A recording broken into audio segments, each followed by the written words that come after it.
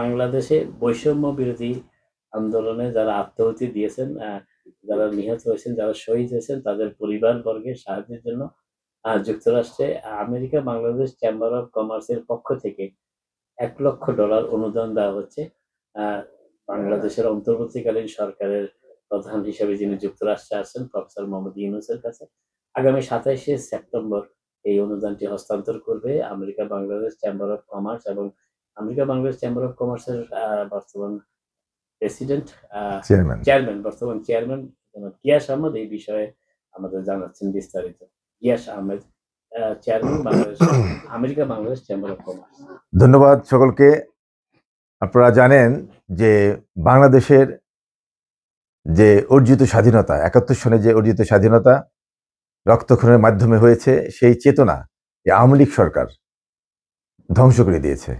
তারা হাজার হাজার কোটি টাকা বিদেশে পাচার করেছে, তারা গণতান্ত্রিক যে একটা ব্যবস্থা সেটা ধ্বংস করে দিয়েছে, মানবাধিকার এবং যে কথা বলার অধিকার, ন্যায় বিচার সবই তারা ধ্বংস করেছে। সেই ক্ষেত্রে আপনার জনগণ এবং ছাত্র জনতা যে বিপ্লব, দ্বিতীয় বিপ্লব মাধ্যমে, দ্বিতীয় মুক্তিযুদ্ধের মাধ্যমে যে তত্ত্বাবধায়ক সরকার অর্থাৎ যে অন্তর্বর্তীকালীন সরকারের যে ব্যবস্থা করেছে, আমরা তাদেরকে সাধুবাদ জানাই।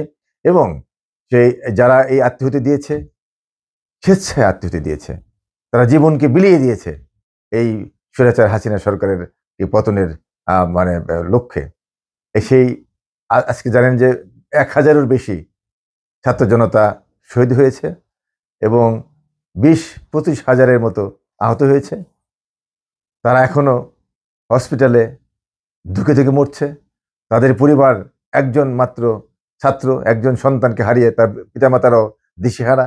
তাই আমরা আমেরিকা বাংলাদেশ চেম্বার অফ কমার্সের পক্ষ থেকে $1 লক্ষ অনুদানের একটি ব্যবস্থা করেছি।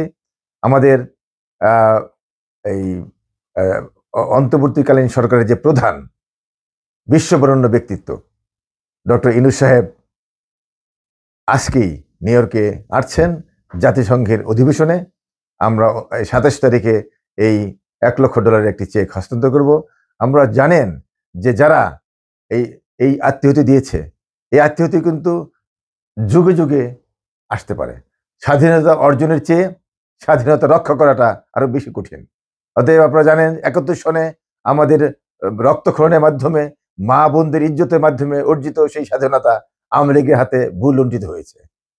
তারা শুধু গণতন্ত্রই হত্যা করেনি, তারা ব্যাংক থেকে, বিভিন্ন প্রতিষ্ঠান থেকে হাজার হাজার কোটি টাকা বিদেশে পাচার করেছে, যা আজকে বিভিন্ন মন্ত্রীরা, এমপিরা রিমান্ডে তারা স্বীকার করছেন।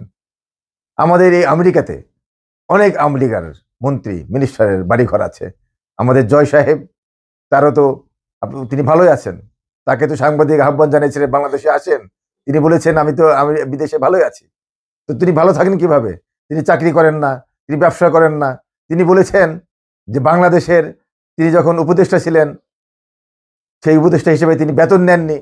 তাহলে বিনা বেতনে, বিনা চাকরি, বিনা ব্যবসায় তিনি কিভাবে ভালো থাকেন? হাজার হাজার কোটি টাকা তিনি লুটপাট করেছেন।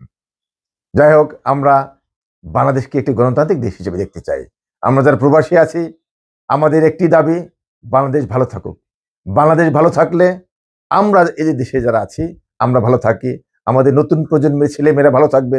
কারণ আমাদের ছেলেমেয়েরা ভালো ভালো স্কুলে যাচ্ছে, ভালো ইউনিভার্সিটিতে যাচ্ছে, ভালো জব তারা করছে, ইভেন হোয়াইট হাউসের মতো জায়গায় তারা চাকরি করছে। তাহলে এই বাংলাদেশ যদি একটি দুর্নীতিগ্রস্ত দেশ হয়, বাংলাদেশ যদি একটি সেই উগান্ডার মতো দেশ হয়ে যায়, তাহলে আমাদের এই দেশে, আমাদের এই মেইন স্ট্রিম সমাজে আমাদের ছেলে মেয়েদের মান সম্মান ভূলুণ্ঠিত হবে। সেই কারণে আমরা প্রবাসী হিসেবে বলতে চাই, একজন বাংলাদেশি আমেরিকান হিসেবে বলতে চাই, আমাদের দল হলো আমরা প্রবাসী। আমাদের স্বার্থটা আগে, যে আমাদের ছেলেমেয়েরা আমরা কিভাবে এখানে ভালোভাবে থাকতে পারি। আমরা ভালোভাবে থাকলে আমরা বাংলাদেশকে সাহায্য করতে পারবো, আর বাংলাদেশ ভালো থাকলে আমরা ভালো থাকবো। এই আহ্বান জানিয়ে আগামীতে দেখা হবে ইনশাল্লাহ। বাংলাদেশে গণতন্ত্র ফিরে আসুক, মানুষের ভোটের অধিকার ফিরে আসুক এবং একটি যৌক্তিক সময়ে এই অন্তর্বর্তীকালীন সরকার নির্বাচনের মাধ্যমে জনগণের হাতে ক্ষমতা ফিরিয়ে দেবে, এই আশা ব্যক্ত করছি। ধন্যবাদ। থ্যাংক ইউ আপনাকে।